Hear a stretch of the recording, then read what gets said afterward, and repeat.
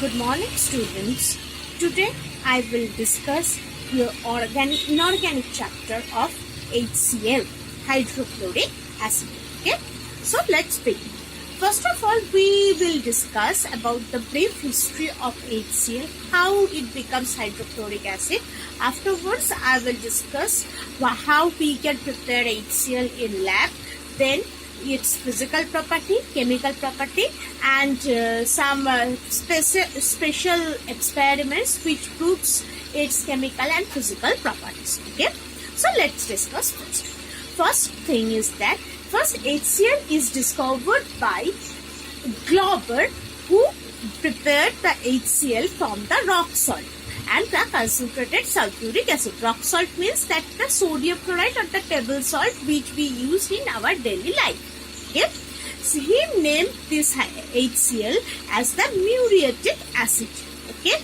Afterwards, scientist Joseph Priestley obtained this solution or this acid from the muriatic acid. That's why scientist Lavoisier named it as muriatic acid. Okay. Later, scientist Davy gave him the name as hydrogen chloride. Okay. So, if I consider hydrogen chloride, from where we are getting this hydrogen chloride? First of all, it is present in that any volcanic evolution if happens, then in that volcanic evolution, volcanic gases, it is present in a gaseous state as well as molten state also. Okay.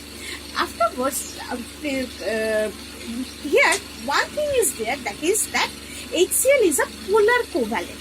Okay. So let's discuss what you mean by that polar covalency. Okay. So if I consider HCl,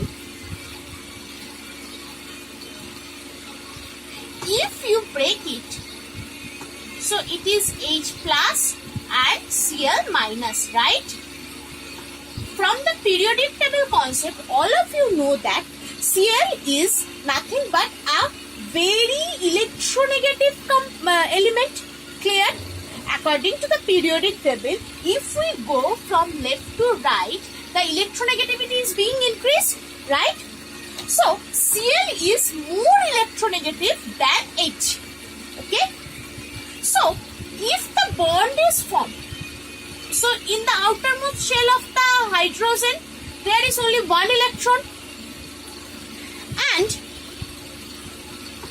for chlorine, it has 7 electrons, right? 1, 2, 3, 4, 5, 6 and 7. And 7, right? So, to fulfill the octet of chlorine, here hydrogen will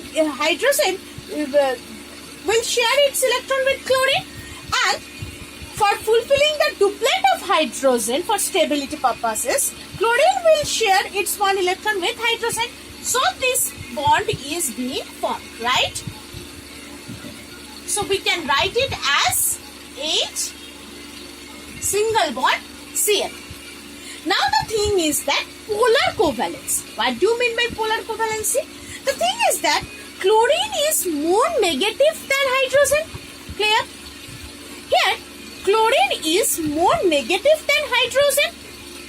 Okay? So, therefore, what is happening? The thing is that as it is more negative than hydrogen, so it has a tendency to attract this pair of electron towards itself. What I have said, as chlorine is more electronegative, that's why it has a tendency to attract this pair of electron towards itself. That's why though it forms a covalent bond, there is no presence of ion, but still as chlorine attracts this pair of electron towards itself, that's why hydrogen becomes slightly positive and chlorine becomes slightly negative. That's why it is called the polar covalent. Okay? As the small amount of charges has been formed due to the more electronegativity of chlorine, that's why it is called polar covalent. Okay? Hopefully it is clear to everyone. Next thing is that how we can produce the HCl. Okay, so now I will discuss how we can produce HCl. Okay, so first is that the direct combination. What do you mean by the direct combination? When hydrogen and chlorine, these two gases are there in the dark room, if these two gases are present, they will not react with each other at any cost. But when these two gases are being exposed in the sunlight, then HCl gas is formed. This is the reaction when two gases are there and combine with each other and producing a gas as well. Not liquid, not solid. This is the unique example. If you have been asked that write an example where the reactants are also gas as well as the product. So this is the example. Okay. So by direct combination, what I have said, if HCl H2 plus Cl2 react with exposed sunlight, you have to write exposed sunlight. Okay, or diffuse sunlight in your book, what is written, you can write it as well. So it will produce 2HCl. Okay, so here it will be a gas, it is a gas as well as this is also a gas. Okay, so here exposed sunlight acts as the catalyst. Okay, next is that by the reaction of metallic chloride with concentrated sulfuric acid. How metallic chloride, suppose if I taking table salt, that is NaCl, when reacts with H2SO4, and here H2SO4 should be in a concentrated state, no dilute state can produce it. If you heat it, so look, here two steps reactions will happen. Why two steps reaction? Because look, in that sulfuric acid there are two replaceable hydrogen, right? That's why this reaction will take two steps. Okay, so first of all, if the temperature is less than 200 degrees Celsius, then what will happen? One hydrogen will be replaced from this sulfuric acid and one Na will occupy this place and hydrogen comes here. So what will be the reaction? NaHSO4 plus NaCl. So sodium bisulfate will produce. If the temperature, again with this NaHSO4, if I react another NaCl and the temperature should be greater than 200 degrees Celsius, then this hydrogen will replace by this sodium. So it will produce Na2SO4 plus HCl. Clear? So in this way, in these two steps, from concentrated sulfuric acid and rock salt or table salt, hydrogen sulfide, that is HCl, can be produced. Clear? Hopefully. Next, so it is the process, lab preparation. It is also the lab preparation of hydrogen chloride gas as well. Okay. So what will happening in your book? A clear picture is there. Let's discuss with that picture as well.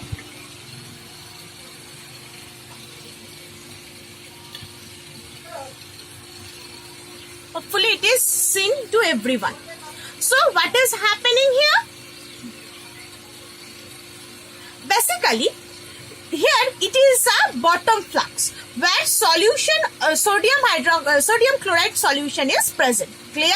And from this funnel, this is the funnel. From this funnel, concentrated sulfuric acid is dropped here, drop by drop. Okay. So for in the reaction, and it is being heated. Already I have said that temperature should be less than 200 degree. Okay. So then when the temperature is there, temperature is reaching there, then what will happen? Then basically this sodium chloride and concentrated sulfuric acid reacting with each other and produce NaHCl gas. So HCl gas is basically like it is a gas, so through this tube it will come to here. And here concentrated sulfuric acid is present. Why concentrated sulfuric is present here? That is because concentrated sulfuric acid reacts as the or acts as the drying agent. Okay. In class 9, I think you have done with it, or you have already know it, what is drying agent, dehydrating agent at all. So here concentrated sulfuric acid reacts as or acts as the drying agent. Okay. So in that HCl, if moisture is present, that moisture will be absorbed by this concentrated sulfuric acid. Okay. Clear? And the thing is that as HCl and sulfuric acid both are in acidic in nature, they will not react with each other, right? Okay. And as it is, and there in this container, it is collected HCl gases, that is dry HCl is being collected, because the thing is that drying HCl is, or HCl gas is lighter than air. So by downward displacement of air, it is being collected in that tube. Okay. Hopefully it is clear to everyone. Now, coming to the purification and temperature, already I have discussed. Reactant is the NaCl and H2SO4. Temperature is already discussed. Now the purification part. Already I have said that for the purification purposes, we are using concentrated sulfuric acid. Because, okay, as the thing is that why we are using concentrated sulfuric acid, the thing is that first of all, it is a drying agent, very good drying agent compared to other drying agent. And the second one is that it is non-reactive with HCl. If the drying agent react with HCl, then from where we are getting the HCl, right? That's why we are using concentrated sulfuric acid. Okay. Next is that which kind of drying agent we cannot use? That is calcium oxide.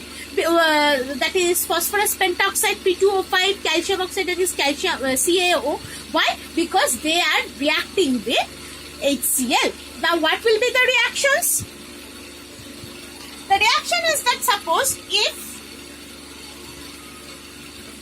calcium oxide is there, it will react with HCl gas. And what it will produce? It will produce calcium chloride plus water. Calcium, why? Because look, calcium oxide, it is a base, and HCl, it is acidic in nature. That's why acid and base reacts with each other, producing salt and water. Next thing is same for P2O5. P2O5 plus HCl, if they react with each other, what it will produce? It will produce potassium hypochlorite. Okay? POCl 3.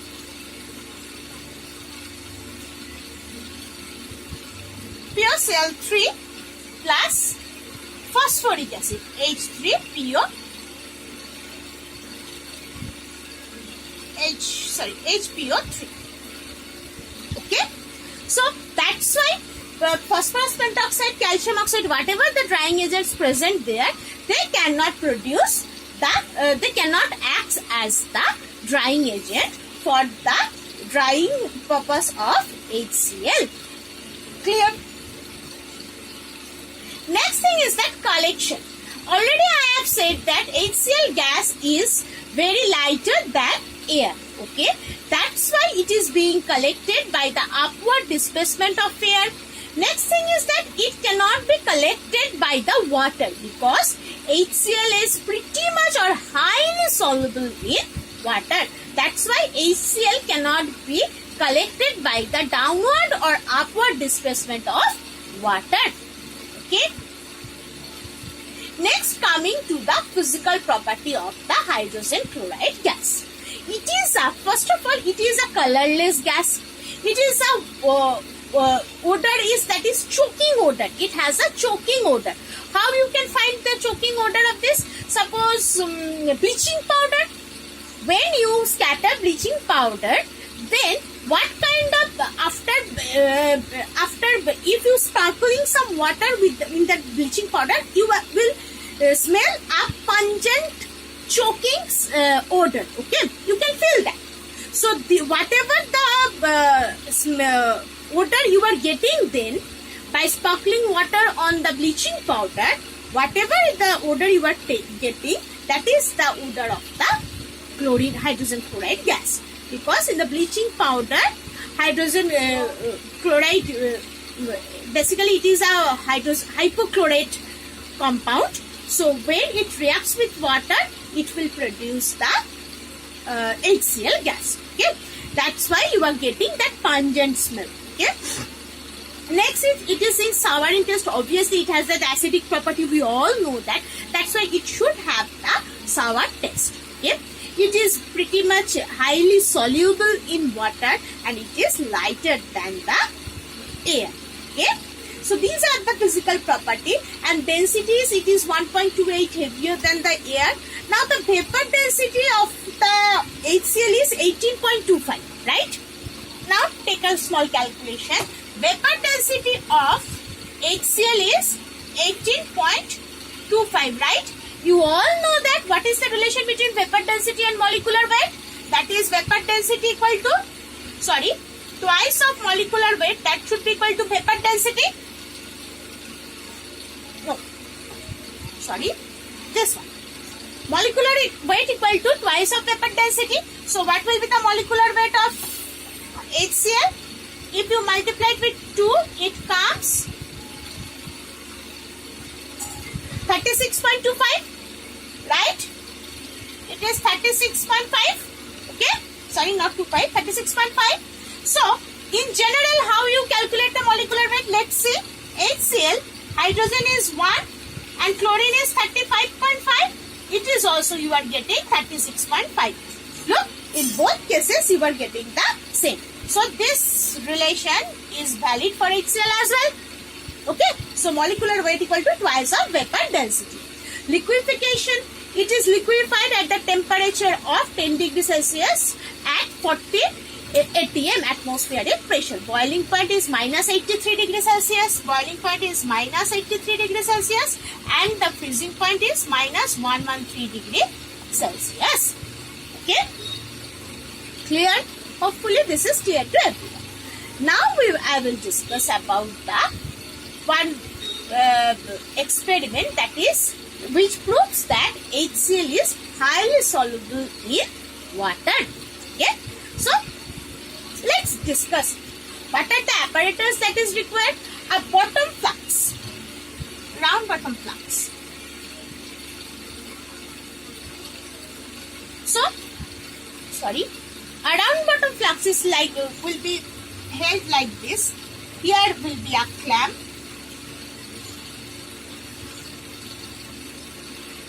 With the clamp, it will be held here. Okay.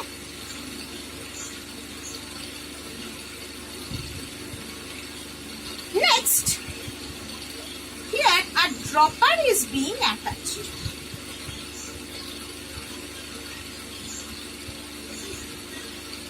A dropper is being attached here. Okay. And a tube also being attached.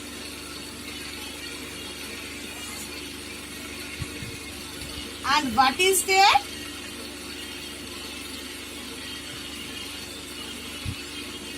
Here, what is? It will be the blue litmus solution. Okay?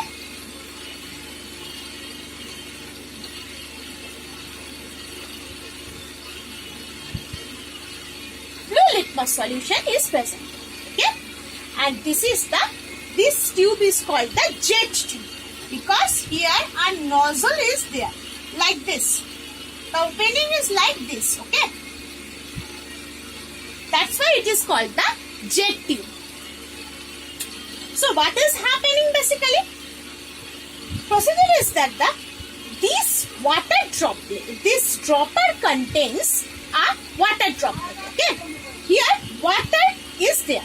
Okay, and this gas is filled with, this gas is filled with HCl. Okay, this flask is filled with HCl gas. Okay, now what is happening? As I drop the dropper is being squeezed, then water is entered in that flask. Okay, so in that flask HCl is there.